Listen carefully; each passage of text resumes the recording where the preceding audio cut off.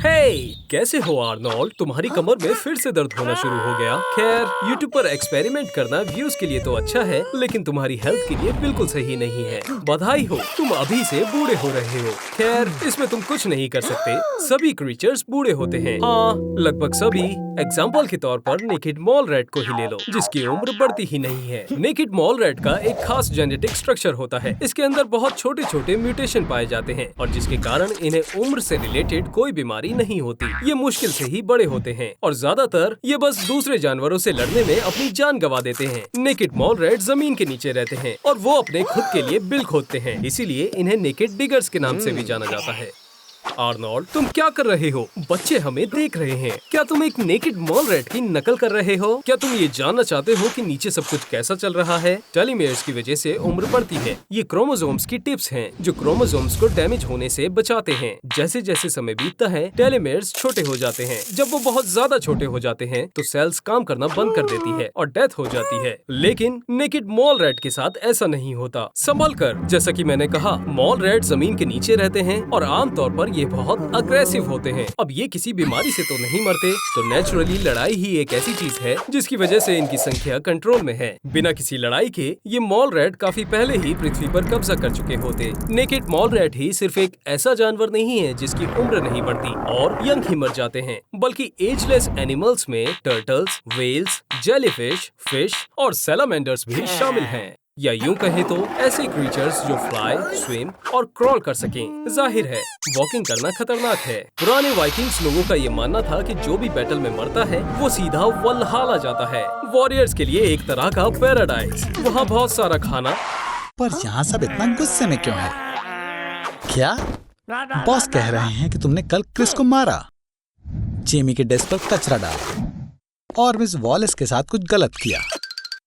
जाहिर है कि तुम्हें कुछ याद नहीं है, पर तुम्हारे कलीग को कोई फर्क नहीं पड़ता। भागो आर्नी। सब खत्म दोस्त, अपने सच्चे प्यार को अलविदा कह दो।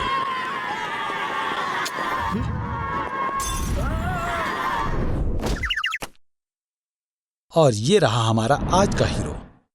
सिर पर बड़ी सी चोट ने जैकब को फिर से जगा दिया। आर्नी की दूसरी पर्सनालिटी, या साइंस की भाषा में कहें तो उसके ऑल्टर ईगो की, इसे डिसोसिएटिव आइडेंटिटी डिसऑर्डर कहते हैं।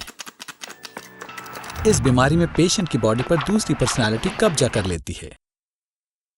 इस बीमारी की वजह बचपन का कोई ट्रॉमा हो सकता है। बच्चा किसी बुरे वक्त को जहन में बसा लेता है और खुद को कोई और समझने लगता है।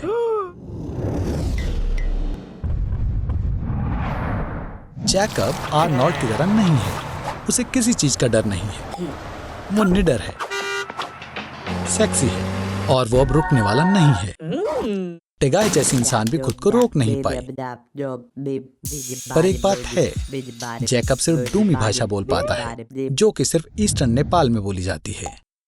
एक ऑल्टर ईगो की बात करने की भाषा उसकी मेन पर्सनालिटी से अक्सर अलग होती है। जेंडर, एज, नेशनैलिटी और IQ भी अलग होता है। और कुछ खास केसेस में ऑल्टर ईगो एनिमल भी हो सकता है या कोई रिलीजियस फिगर भी हो सकता है। सबसे ज्यादा ऑल्टर ईगो बिली मिलिगन नाम के अमेरिकन क्रिमिनल में पाई गई थी, जिसके अंदर 24 अलग अलग पर्सनालिटीज थी। बिली को कोर्ट में उन क्राइम्स के लिए हाजिर किया जो उसकी ऑल्टर ईगो ने किए थे और उसे खुद भी उनके बारे में नहीं पता था। आर्नोल्ड, जरा देखो तुमने क्या किया। ऐसा लग रहा है कि तुम साइको हो और तुम्हें इलाज की जरूरत है। पर स्प्लिट पर्सनालिटी स्किज़ोफ्रेनिया नहीं है और इसका कोई इलाज नहीं है। ये क्या है? टेगाई का SMS। वो तुम्हें अभी अपने पास बुला रही है। आर्नोल्ड के अंदर सिर्फ एक ही रह सकता है।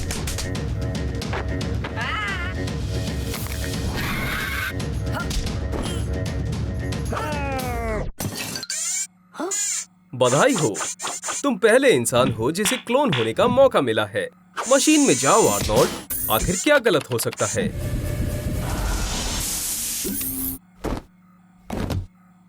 चलो अब थोड़े टेस्ट करते हैं।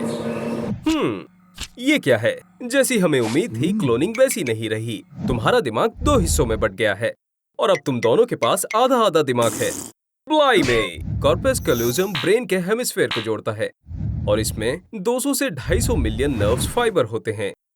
सभी कुछ सेंटीमीटर लंबे होते हैं। अगर तुम्हारी ग्रैंडमा इन्हें एक थ्रेड में बुनना शुरू करें, तो वो पृथ्वी को 3 बार रैप कर सकती हैं। ये शानदार है। चलो तुम्हारी कॉग्निटिव एबिलिटीज को चेक करते हैं। बहुत अच्छे left brain Arnold. Right brain Arnold, तुम क्या कर रहे हो?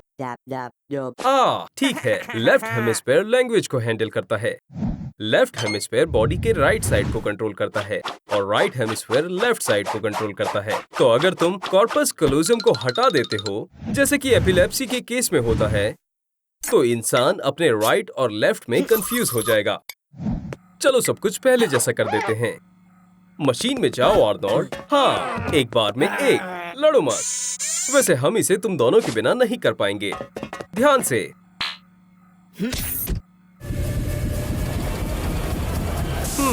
लगता है ये जाम हो गया।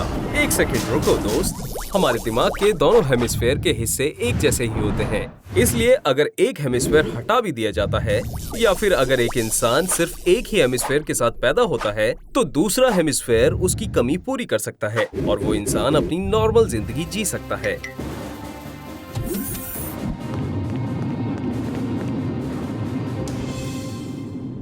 और स्नूज बटन को लगातार 10 बार दबाने का ये नतीजा होता है। आप प्लेनेट से निकलने का मौका गवा सकते हैं। चलो भी आर्नोल्ड, इतना दुखी होने की जरूरत नहीं है। लोग अपना बहुत सा कूल सामान छोड़ कर गए हैं। तो सबसे पहले क्या करोगे? क्या सच में एक बड़ा बर्गर खाओगे? पर महंगी कार्स का क्या? और ट्रम्प के अपार्टमेंट में रहने का एक मौका? कुछ कूल करो। वाह आर्नी, तुम एक असली हीरो हो। जू में सभी जानवरों को आजाद करना, ये एक अच्छा काम है। चलो भी दोस्तों, एक लाइक तो बनता है। पर पेट्स का क्या? पृथ्वी पर 500 मिलियन कैट्स हैं और उतने ही डॉग्स हैं। अगर वो खुले में घूमेंगे तो जंगली जानवरों का शिकार बन जाएंगे। पर अभी हम बुरी चीजों की बात नहीं करेंगे। हम इस पूरे प्लेनेट पर कुछ भी कर सकते हैं। हाँ, सबसे कूल रोलर कोस्टर। ये 206 किलोमीटर पर आवर की स्पीड से चलता है और 127 मीटर की ऊंचाई से नीचे आता है। आर्नोल्ड, पहले वो तुम्हारी कम हाइट की वजह से तुम्हें यहाँ नहीं आने देते थे, पर अब इसकी चिंता नहीं है। ऐसा लगता है कुछ खास मजा नहीं आ रहा। बिना इंसानों के धीरे धीरे सारी बिजली खत्म हो जाएगी। लिथियम बैटरी 7 सालों के बाद खुद डिस्चार्ज हो जाती हैं और 20 सालों बाद तुम सोलर एनर्जी का भी इस्तेमाल नहीं कर पाओगे, जब आखिरी पैनल टूट जाएगा। और कुछ डिकेड बाद बिना किसी सर्विस के न्यूक्लियर पावर प्लांट भी हमेशा के लिए बंद हो जाएंगे। आर्नोल्ड, वहाँ से बाहर निकलो। अगर तुम्हें चोट लग गई तो तुम 911 पर भी कॉल नहीं कर सकते। इस बार तुम्हारी किस्मत अच्छी थी। जैसे कि तुम देख सकते हो, कचरे को उठाने वाला भी कोई नहीं है। प्लास्टिक और ग्लास को डीकम्पोज होने में 700 से 1000 साल लगते हैं और चीजें और भी खराब होती जाएंगी। आर्नोल्ड, तुम जिंदा बच गए। ऐसा लगता है कि शहर की बजाय तुम जंगल में ज्यादा अच्छे से रह पाओगे। शहर में रहना बहुत खतरनाक हो चुका है। मैं सलाह देता हूँ कि तुम रहने के लिए कोई दूसरी जगह ढूंढो, एक एयरप्लेन। आर्नोल्ड, क्या तुम मजाक कर रहे हो? लगता है माइक्रोसॉफ्ट फ्लाइट सिमुलेटर खेलते हुए जो हजारों घंटे बिताए हैं वो काम आने वाले हैं। आर्नोल्ड, देखो, पृथ्वी पर एक रॉकेट अभी भी बचा हुआ है। जल्दी करो। आर्नोल्ड, मैं तुम्हें दुखी नहीं करना चाहता, पर वो शेर जिसे तुमने जू से आजाद किया था वो तुम्हारे पीछे है। सफर का मजा लो आर्नोल्ड। एक अच्छा दिन जिसने आपदा का अंदाजा बिल्कुल भी नहीं लगाया था। आर्नोल्ड अपने अंतिम दिनों तक एक हाइपर मार्केट में बंद हो गया। आप पूछ सकते हैं कि क्यों, और जवाब है सिर्फ इसलिए कि मैं बस उसे बाजार में बंद करना चाहता था। यहाँ तुम दिन भर मिठाई और कैंडी बार्स खा सकते हो और तुम एक गाड़ी में स्टोर्स में चारों ओर ड्राइव कर सकते हो। तुम्हारे लिए मनोरंजन के सामान, खेलकूद, कपड़े और यहाँ तक कि दवाई भी है। हाइपर मार्केट में औसतन 1,20,000 अलग अलग प्रोडक्ट हैं जो तुम्हें 50 साल का केयर फ्री जीवन प्रदान करेंगे। लेकिन बदकिस्मती से बिजली के बिना इन सामानों का एक बड़ा हिस्सा अगले ही दिन खराब हो जाएगा। कमरे के तापमान पर स्टोर में मौजूद सारा दूध सिर्फ 18 घंटे में खत्म हो जाएगा। ताजा चिकन, पोर्क और मीट सभी एक दिन में खराब हो जाएंगे। केक और पेस्ट्री थोड़ी देर तक चलेंगे, शायद 36 घंटे। अगर तुम भाग्यशाली हो तो तुम तैयारी करने की कोशिश कर सकते हो। तुम मछली पर नमक लगा सकते हो और ब्रेड को सुखा सकते हो। फिर उनकी शेल्फ लाइफ को वर्षों तक बढ़ाया जा सकता है। पर हे, दिन को जी लो, है ना आर्नोल्ड? एक हफ्ते बाद सब्जियां और फल भी खराब हो जाएंगे और तुम्हें अनाज खाना पड़ेगा। पर यहाँ तक कि सिर्फ उनको तैयार करने में तुम कम से कम 10 साल तक पानी की सीमित आपूर्ति को खत्म कर सकते हो। तुम उसे गार्डनिंग डिपार्टमेंट में से कोल के जरिए फिल्टरिंग से बढ़ा सकते हो और फिर सिल्वर से साफ कर सकते हो। ठीक है, तो अब से तुम्हारा यूजुअल मील डिब्बा पैक होगा। अगर पैकेजिंग खराब नहीं है तो मीट स्ट्यू बहुत समय तक चल सकता है और मसालेदार खीरे और टमाटर पानी का एक एडिशनल सोर्स हो सकते हैं। तो 3 टन डिब्बा बंद सामान जो स्टोर में है वो 8 साल तक चलेगा और फिर खाने का आखिरी सोर्स होगा। कई चीजों का इस्तेमाल दूसरे कामों में किया जा सकता है, जैसे कि तुम किसी भी तरह के कागज से अपने बम को साफ कर सकते हो। मिस्टर बीस्ट, बढ़िया। आर्नोल्ड, ऐसा लगता है कि तुम्हारी किस्मत अच्छी है और तुम किसी भी चैलेंज में हिस्सा ले सकते हो। मिस्टर बीस्ट पिछले 9 सालों में सबसे ज्यादा सब्सक्राइब ब्लॉगर है जिसने प्यूडीपाई को पीछे छोड़ दिया है। और अब मिस्टर बीस्ट तुमको $1 मिलियन दे रहे हैं और तुम्हारा चैलेंज ये है कि तुमको ये सबसे बड़ी सुपरमार्केट में खर्च करने हैं। हाँ, वो जरूर नया सुपर हीरो बनना चाहता होगा, पर उसके अच्छे कर्मों की एक भयानक सच्चाई भी है। अफवाह थी कि मिस्टर बीस्ट सुपरमार्केट जाएंगे और सबकी कार्ड्स के पैसे देंगे और वहाँ कहीं 100 लोग खड़े थे, मुफ्त की चीजों का वेट कर रहे हैं। और तब जिमी को पता लगा। वो जानबूझकर सुपरमार्केट नहीं गया ताकि वो सरप्राइज इफेक्ट को अपने सोशल एक्सपेरिमेंट्स के लिए बचा सके। और जितने भी वहाँ लोग थे उन्होंने अपनी कार्ड भरी और चले गए। पर कुछ अच्छे लोग भी थे। उन्होंने सब खराब होने से पहले सुपरमार्केट स्टाफ की मदद की और सारे सामान को जगह पर रखा। पर तुम्हारी किस्मत अच्छी है, तुम्हारे पास $1 मिलियन हैं और खर्च करने के लिए 5 मिनट्स हैं। हम कहाँ से शुरू करें? 50 PlayStation 5s, उनके लिए 50 बड़े टीवीज, 800 स्नीकर्स के पेयर। काश ये तुम्हारे साइज के हो। आर्नी, तुम्हें सिर्फ अपने बारे में नहीं सोचना चाहिए, और कुछ मेरे लिए भी लो। शुक्रिया दोस्त, मुझे गिफ्ट देने के लिए कमेंट करें। आर्नी, तुमने $1 मिलियन खर्च कर ही दिए।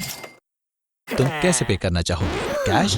उप्स, ओ, ये एक मजाक था। ये बस एक मोनोपोली मनी थी। तुम्हारी किस्मत फिर से बुरी निकली आर्नोल्ड। दुखी मत हो, मेरे पास तुम्हारे लिए कुछ है। फिर मिलते हैं आर्नोल्ड। Bye bye Arnold.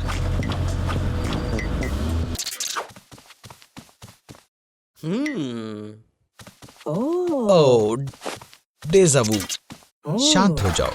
ये एक पैरानॉइड पिनहेड है। जानवर कभी कभी खाने की तलाश में घर में घुस जाते हैं, या शायद तुम्हारे आसपास की दुनिया एक जैसी ही है। शांत हो जाओ दोस्त, ये सिर्फ आंखों का धोखा है।